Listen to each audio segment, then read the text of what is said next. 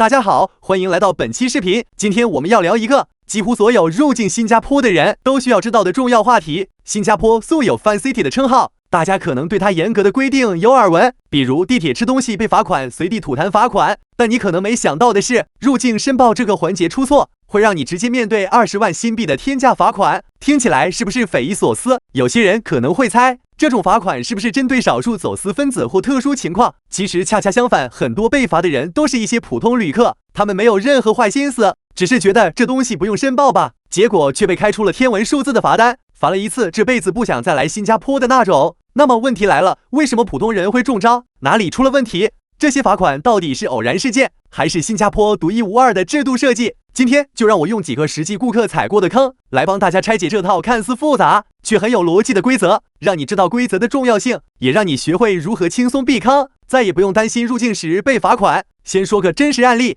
有一位旅客，他从国外回来，带了几件看似普通的东西，其中包括一款新买的行李箱，明明也不是什么奢侈品牌，完全属于日常用品。他以为没什么好担心的，但因为他没申报，最终被海关查到，直接开出了20万新币的天价罚单，罚款金额足足是潜在避税金额的8倍。你可能觉得这个惩罚太过分了，但这正是问题的本质。很多人根本没有意识到不申报其实是一种严重的违规行为。对于新加坡的海关来说，你带了什么多少钱不重要，重要的是是否依法申报。他们不会跟你讨论动机，也不会听理由，只看有没有记得申报。让我们继续深入了解，为什么新加坡要制定如此严格的罚款规则？新加坡为什么对不申报行为零容忍，并且罚得这么重？这其实并不仅仅是因为他们爱罚款，而是因为他们的整个制度建立在一个特别的逻辑之上，主动申报是核心原则。樟宜机场作为全球最繁忙的机场之一，每年旅客吞吐量高达6000万人次。考虑到人力和时间的限制，新加坡不可能对每一个人都进行逐一检查，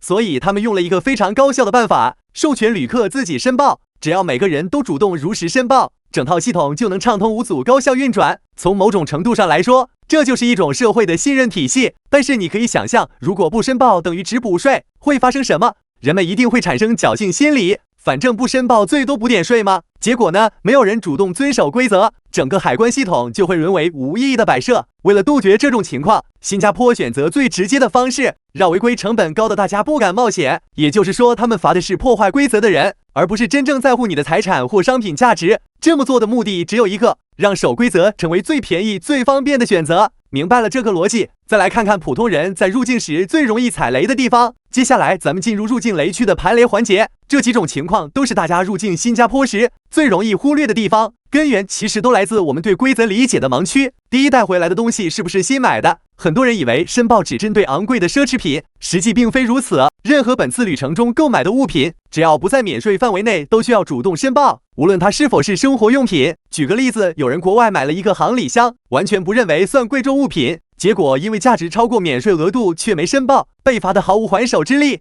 所以别管你是买了手表、电子产品，还是一盒高级巧克力，只要新买的就尽量去申报。第二，你的免税额度到底是多少？知道自己免税额度，直接决定了你能否守住规则底线。如果你离境至少48小时，免税额度是500新币，但如果你旅行时间少于48小时，免税额度只有100新币，这点差异一定要清楚。另外值得注意的是，持学生签证、工作签证等长期准证的人，入境时基本没有免税特权。很多人往往忽视身份层面的细节，导致直接碰雷。第三，申报是找麻烦还是避风险？最后也是最重要的一点，太多人对主动申报有误解，觉得申报会很麻烦，甚至害怕多缴税。但实际上，主动申报等于风险减半，只要你如实申报，忽略额度问题，通常最多是补交税款，不会有额外罚款。但如果你选择野蛮，那就基本是再赌一场无望的风险对局，成本直接翻上天。新加坡不怕你多问，怕的就是你侥幸。虽然听起来规则很严格，但别担心，接下来咱们看看一个神器，让入境变得超级简单。如果你还觉得入境申报很复杂，那么新加坡为了让守规则变得更简单，开发了一个神器 Custom Site SG App。